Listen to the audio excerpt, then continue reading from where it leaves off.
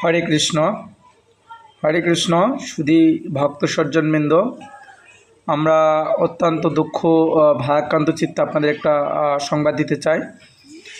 অপ্রত্যাশিতভাবে আমরা আন্তরিকভাবে দুঃখিত। তো শেরপুর দক্ষিণ সাহাপাড়া নিবাসী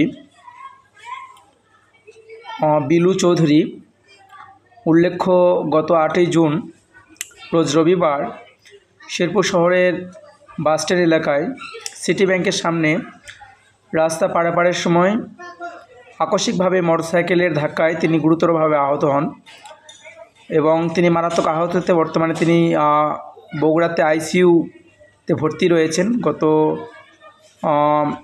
এক সপ্তাহের বেশি সময় ধরে তাকে নিবিড় পর্যবেক্ষণে রাখা হয়েছে।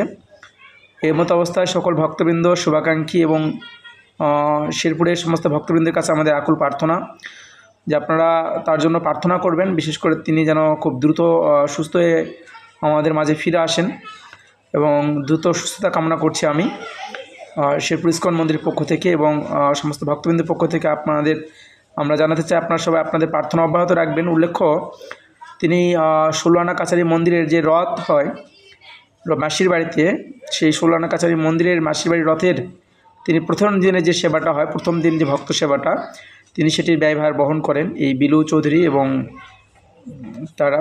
তো যাই হোক, তো আমরা চাই যে অবশ্যই যেন তিনি এই রথের আগে অবশ্যই যেন তিনি সুস্থ হয়ে ফিরে আসেন এবং সমস্ত ভক্তবৃন্দের কাছে আবেদন আপনারা অবশ্যই তার জন্য প্রার্থনা করবেন, সেটি আপনাদেরকে আমরা জানালাম।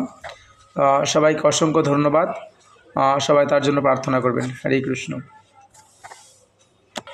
উল্লেখ্য যে তিনি দক্ষিণ সাহাপাড়া যে গৌরাঙ্গ মন্দির রয়েছে সেই মন্দিরের তিনি ট্রাস্টি এবং বিশিষ্ট ব্যবসায়ী।